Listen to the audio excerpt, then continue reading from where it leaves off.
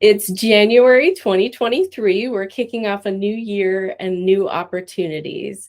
And we're taking a day here to talk about something that happened just recently in the news. We heard that Southwest Airlines experienced a meltdown. Their systems were not able to tolerate what they encountered. And I thought today would be a great opportunity to do some reflection and just kind of process what they experienced in an effort to help other businesses learn. I am Carrie Downey of Clarity Company, a digital productivity consultant, helping businesses select and set up software that's going to help their businesses run more efficiently. So I brought in expert Summer Goldman from Dixon Strategies. She is a fractional COO. And has a great wealth of experience and knowledge about operations for businesses. And I'd love to have a chat with you, Summer, about this experience Southwest had, but also taking it further. What lessons can be learned in this experience? Mm-hmm. Would you like to tell me your initial thoughts? Oh, my initial thoughts, I cringed. I figured there was some chief operating officer somewhere curled up in a ball in a corner. It's worst case scenario. You've got, of course, we talked about it in the number of flights, the 16,000 flights over a week, but the number of customers and the damage to brand and the employees that are upset. And it's so overwhelming, but there's so much to learn for everyone else, even if your budgets are way smaller than Southwest Airlines. There's so much to learn from what they experience so that you don't have to experience it yourself. Yeah. I mean, Southwest is a solid brand. They've been around a very long time. They have a lot of customer loyalty, and I think they will recover from this. I'm confident they will. They've got a new CEO in place since 2022, and it's time for them, as they've shared publicly, that they're learning the lessons of this and what they can make changes in and what kind of investments they're going to make moving forward. But let's talk about some of the things that they could have probably prevented and what other businesses could do in order to prevent major meltdowns like this. Yeah, absolutely. So you can't prevent all crisis. There's just things that happen, but you can prepare the best you can, of course. And I feel like I need to kind of qualify. I'm not an expert in the airline industry by any stretch of the imagination. And we are only just now starting to learn what happened. And we're only going to know as much as Southwest wants to share with us, right? Sure. But from my perspective in this one, right, there were airlines that did not have the severity of impact that Southwest did. And so obviously there's some things that went different that are going differently. And I think we're going to get into the system stuff because I'm dying to just jump into hearing from you about the systems failure. But I have so many questions about, did they do this? Did they do that? So for clients that I work with, when we're talking about minimizing crisis, the first thing I start to talk about is operational risk. And do you have an operational risk strategy, and how often are you looking at it? I mean, ideally it's a minimum of once a year, and you're talking about these things. You're talking about what happens when a tornado takes your server out. You're talking about these perfect storm issues, and even though you can't eliminate all the risk, I would have rather have shown up like a United than a Southwest in this type of situation. Yeah, some of the highlights that I've seen come out of this story are that technology played a big role in why this meltdown occurred, and there were also staffing that resulted in this. So I'm just going to try and summarize quickly the Southwest experience, but their processes haven't been updated. Their technology processes, I should say, haven't been updated since the 1990s. And I don't know too much. I don't have an inside view of their technology, but I can say from what I've read recently that it is very much still manual process. And so what that means is that for them, they are traveling from city to city, crews, planes, everyone's moving around. And there isn't a automated process that alerts the main system when flights have started, concluded. There are a lot of assumptions still taking place. And also, there's a requirement for staff to call in and notify of change of location, as opposed to being able to swipe on an app or even just click a button, right? And so that manual notification then needs to be manually updated in the technology system. And when you've got this many flights happening every day, people in a variety of cities and locations, that is a lot of manual work to take place. And even in this scenario, when they did try to make an effort to digitize that process in the midst of the crisis, they did try and employ some digital forms to alleviate some of the strain on the system. It wasn't enough. It was not nearly enough. Any thoughts on that? Yeah, absolutely. And so I thought that was a really, you know, that piece felt a little bit Hail Mary, because I'm sure that it did alleviate some of the phone calls, right? Did the back end process adjust to be able to actually consume the data? So we're getting the data faster. Was there like a business continuity process that clicked into place once we knew, okay, we're going to go to the digital form, which is really cool. It's a step, right? Yes. So we're getting the data faster.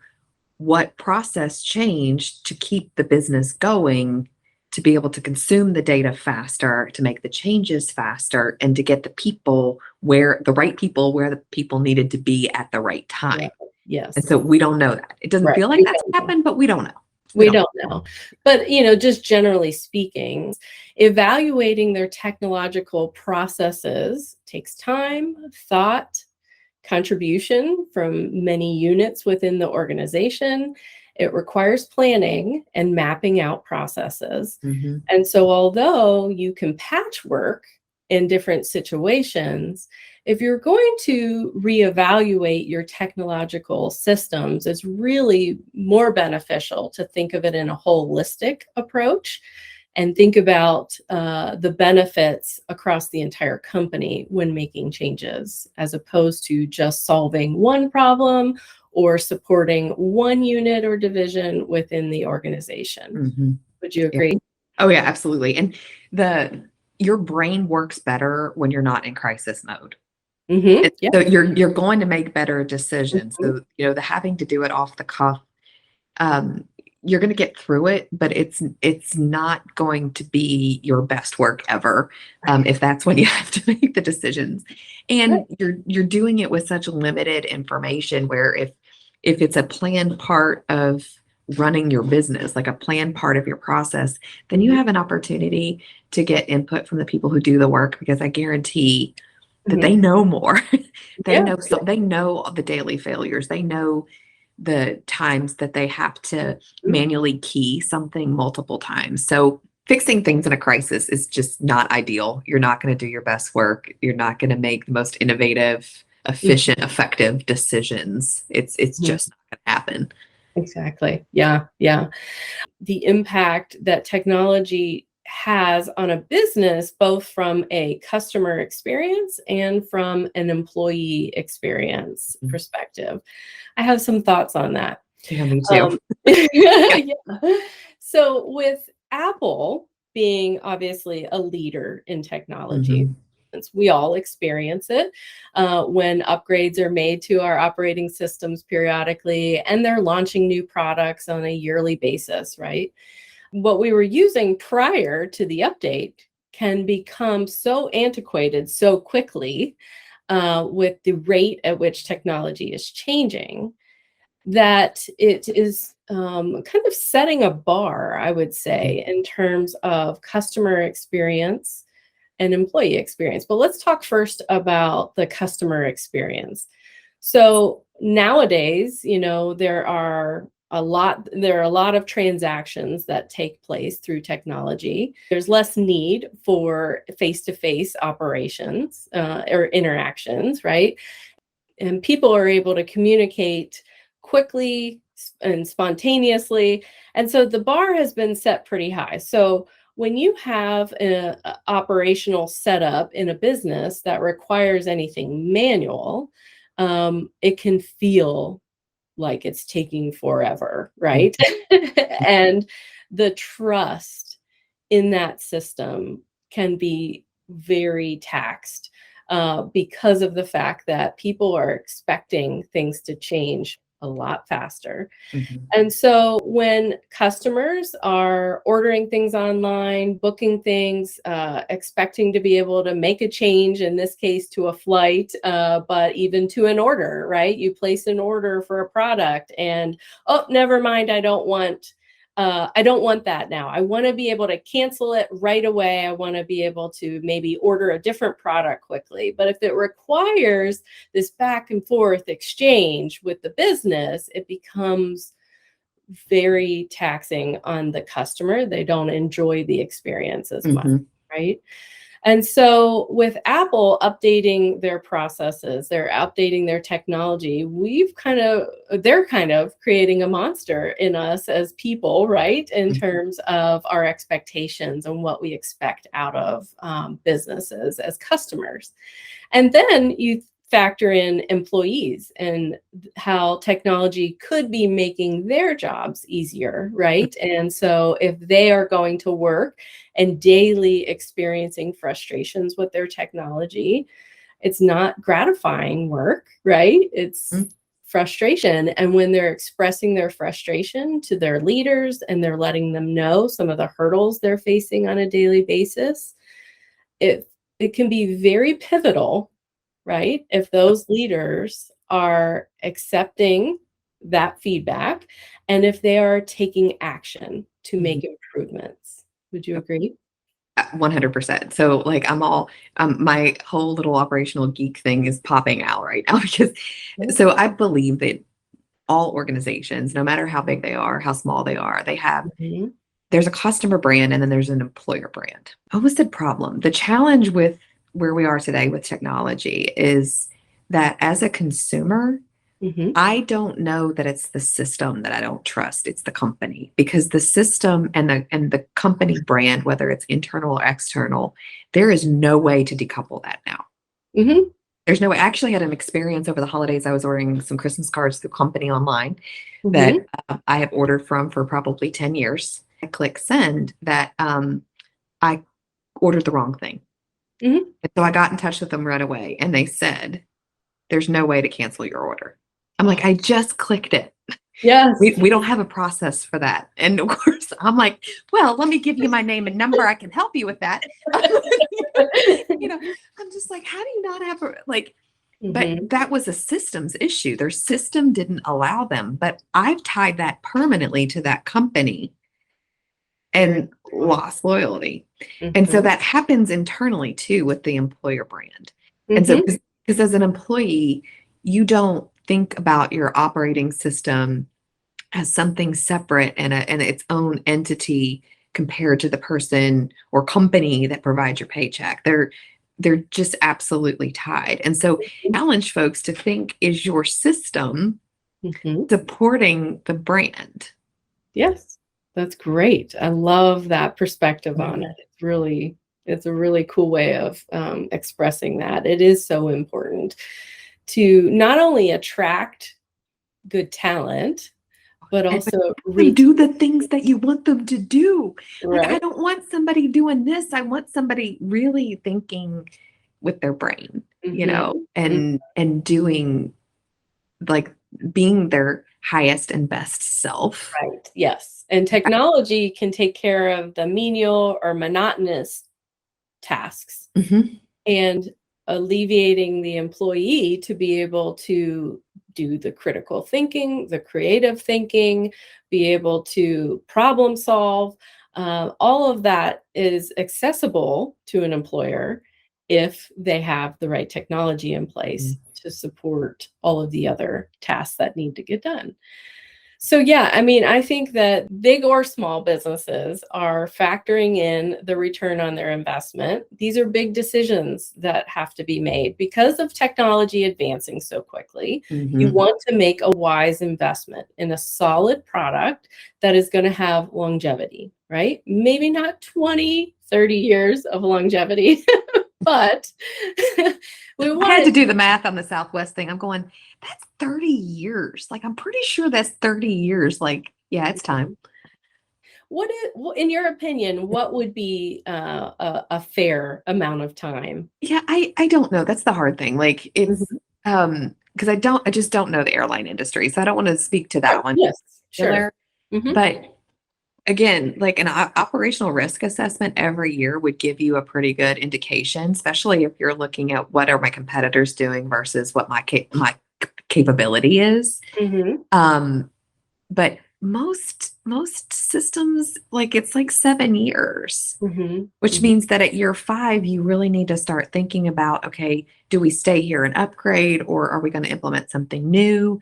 Mhm. And it depends. Obviously, that's just a very general rule of thumb. I would add to that that it also benefits businesses to have a relationship with their software providers. Hmm. And being connected with the provider and understanding what's on the roadmap for that software and how they are planning to continue to develop it out. So, having access to that information is very useful. Being able to stay in regular communication with them if there are timeframes that they're able to share as to when they're going to be making updates and adding new features to their platform. It definitely plays a role in the decisions businesses have to make in terms of whether they're going to stay loyal to that software Hmm. company or whether they're going to make a change. But even organizations need to know who they are. Like Mhm. they need to know themselves. So organizations in a lot of ways they have personalities. They're no different than a person. Like I happen to be a really early adopter. Like I always want the newest phone. Mhm. Okay. I'm an early adopter. I don't mind. I've got a piece of software I'm using right now that's a beta version, and I don't mind that it's Mhm. clunky. Mhm. Um, and there's organizations that are like that, but there's other organizations like, no, this thing's got to be fully baked. It's got Mhm. to, we can't be first, Mhm. and so they need to know who they are and then make sure that their Yes. vendors know who they are, and so that you get in line and that your experience is really good. Yes. So it's, yeah, Absolutely. we could talk for days about Yes. that one. It's a common experience for businesses to not know what they don't know when it Mhm. comes to technology, right? And it's to no fault of theirs. I mean, it would be nearly impossible to keep up with all of the advancements Yeah. that are That's why your work is so important, Carrie. so I do take great value in trying to stay abreast of the latest things that are happening.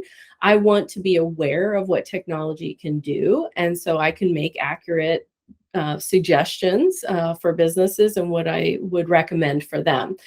But even that obviously still takes research on the regular to be able to stay up to date with that. What I would say is that when terms like automation and AI, Mhm. artificial intelligence, are being more readily used in our culture, if businesses don't conceptualize or understand what those terms are, they Mhm. could be missing a good opportunity there.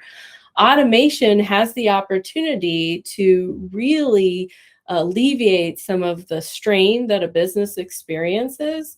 It can, from an employee time perspective, but also from errors that businesses are experiencing.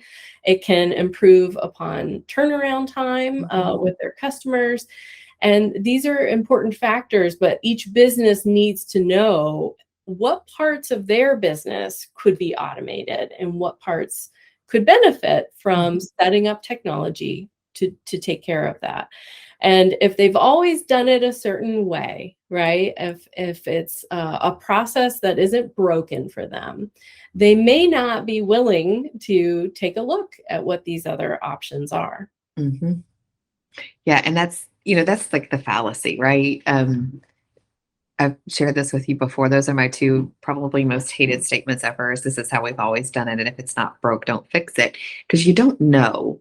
Mhm. You don't know if it's broken. And then I'm a full firm believer in what got you here won't get you there. I actually have a tool in my toolbox that I like to use with organizations, especially small businesses are my thing. That's my bread and butter. That's my Yeah. favorite space to play Yeah. in. So um, I've got actually some great tools available to me where we can just go in and talk to the folks that are doing the work Mhm. and come out with these nuggets of even low-hanging fruit are so high impact Mhm. and low to mid resource, Yep.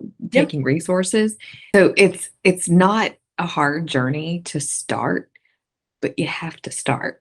Mhm. Mhm. Just start going in a direction, and it will be better than where you were. Yeah, exactly. And from what I've read, I do believe that CEO of Southwest Airlines, Bob Jordan, is owning what's Mhm. happened here. He is facing it. They are learning a lot of lessons from this experience and ready to make some investments. I don't think they're going to waste this emergency. And they already have such an established culture. Mhm. But I have a feeling they aren't going to just survive. I think they'll thrive. I think they're gonna come out as a leader in the industry. And I hope that they're transparent about the work they're doing because I think there's so much for us to learn from it. The business case for all of this is critical for the rest of us to learn, but we'll see. We'll see Yeah, how. yeah, I'm yeah. sure there's going to be a book. I'm sure there's a book in there somewhere. Yes, that'd be great. Well, I loved having this conversation with you, Summer. This has been really fun, and I hope that we can continue to have more conversations like Agree. this one. Maybe not surrounding a crisis, but certainly there are a lot of lessons for businesses to learn from their own experiences.